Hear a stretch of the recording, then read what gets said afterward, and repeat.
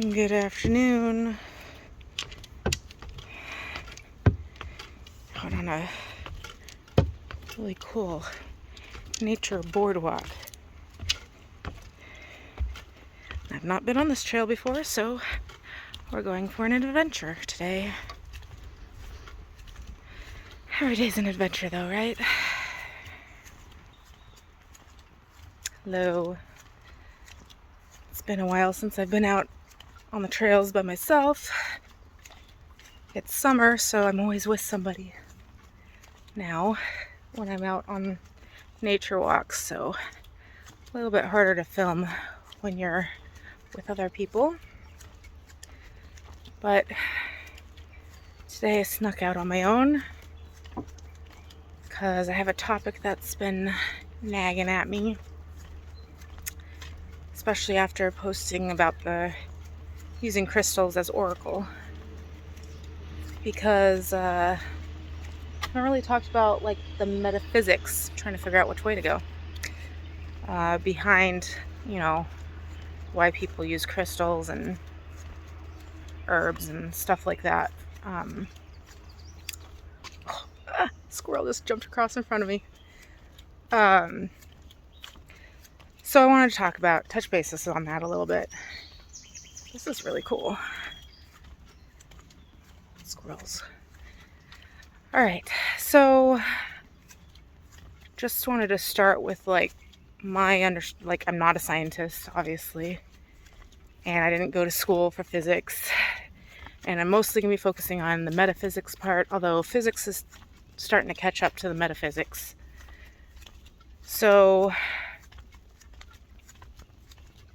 for me personally, take it with a grain of salt if you don't believe the same as I do, is that, everything is divine source. Everything that is divine source, experiencing itself through different lenses and forms. And so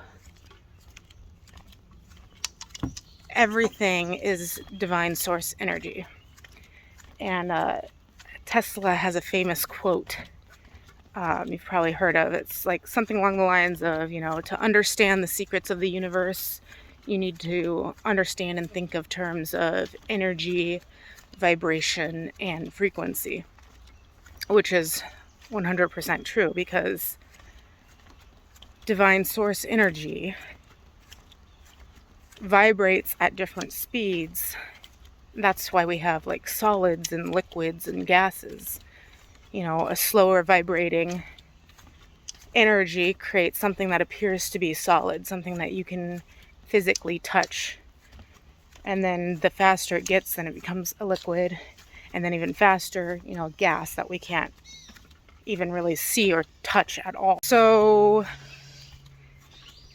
yeah, the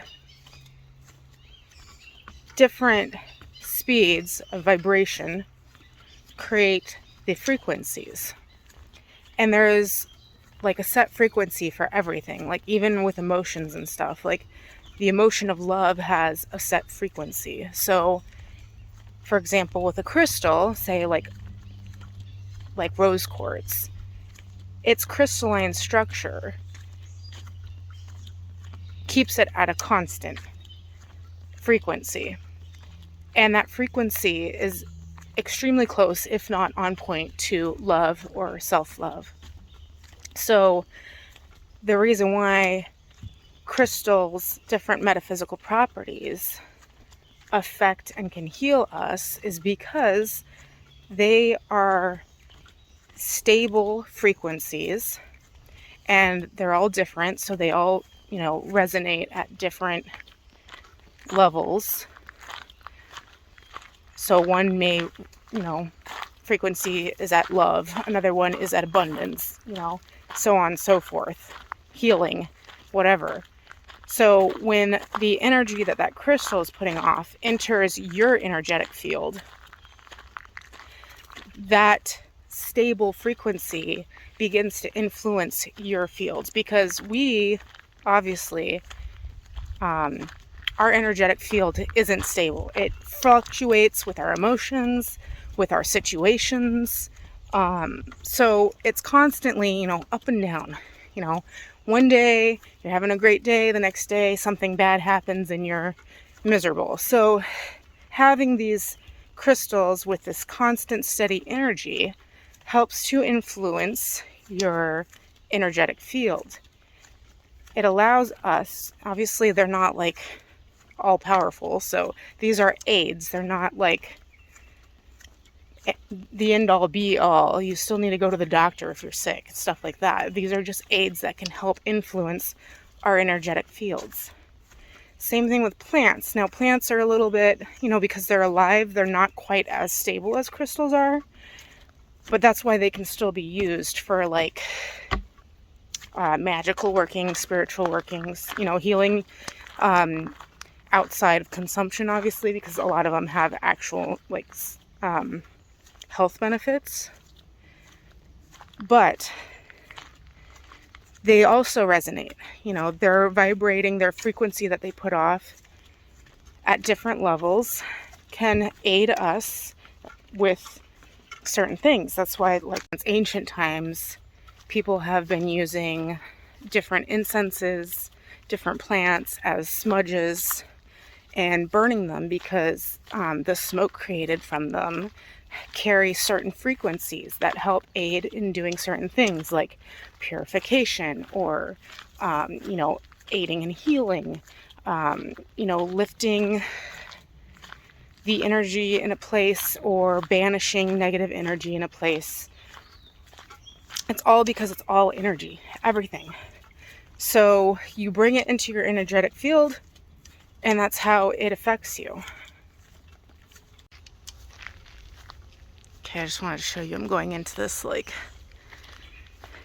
grove or forested area. It's so beautiful.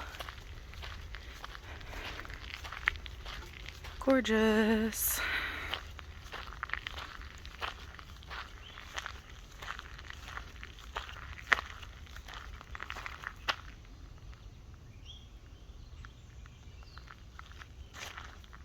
Love it. Okay, so with everything being energy, some people wonder, like, okay, well, crystals work for some people, but they don't work for other people. Why is that? Well, it's pretty simple, really.